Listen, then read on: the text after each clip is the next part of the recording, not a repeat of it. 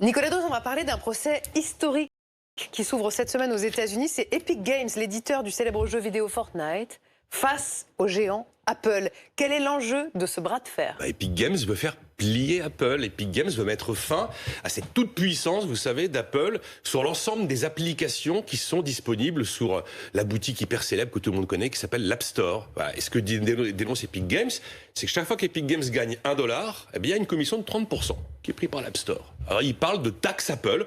D'ailleurs, ce mot taxe Apple, on le trouve chez Spotify, chez Facebook. Enfin, il y en a beaucoup qui l'utilisent. Alors, qu'est-ce que fait Epic Games l'été dernier? Eh bien, il décide d'implanter dans Fortnite, leur jeu, leur propre système de transaction pour contourner Apple. Qu'est-ce que décide de faire Apple? Apple exclut Fortnite de l'application App Store. Donc voilà, dit autrement, vous avez Epic Games qui dit mais attendez, Apple se gave sur le dos des applications et avec des pratiques qui sont à la limite de l'abus de position dominante. Puis vous avez Apple qui se défend, qui dit attendez, dominant, 8 smartphones sur 10 ne sont pas des iPhones, hein. Ça marche avec Android notamment. Vous pouvez jouer à Fortnite avec autre chose qu'avec l'iPhone, mais avec Xbox, avec PlayStation, sur Android.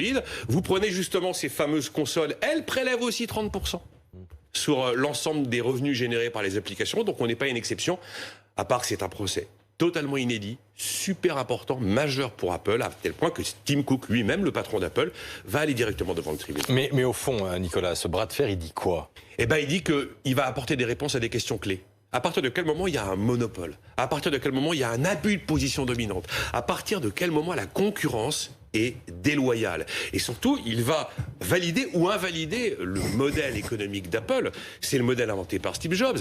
Cet écosystème recentré autour de l'App Store, et l'App Store qui contrôle absolument tout et qui verrouille absolument tout. Mais surtout ce combat Epic Games Apple, on voit bien qu'il va apporter énormément d'éléments nouveaux dans tout ce qui se fait aujourd'hui en matière de régulation des GAFA. Vous avez Bruxelles là, qui vient à nouveau d'ouvrir un nouveau front face à Apple, à peu près pour les mêmes raisons de position dominante, mais cette fois-ci sur le marché de la musique en ligne.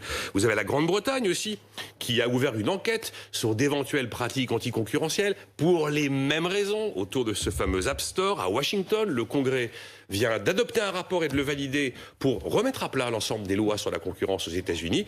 Et puis vous savez, il y a cette volonté d'impôt sur les sociétés mondiales que porte Joe Biden. Derrière, il y a bien sûr la volonté de mettre un terme au mécanisme d'optimisation fiscale très prisé par les géants du numérique.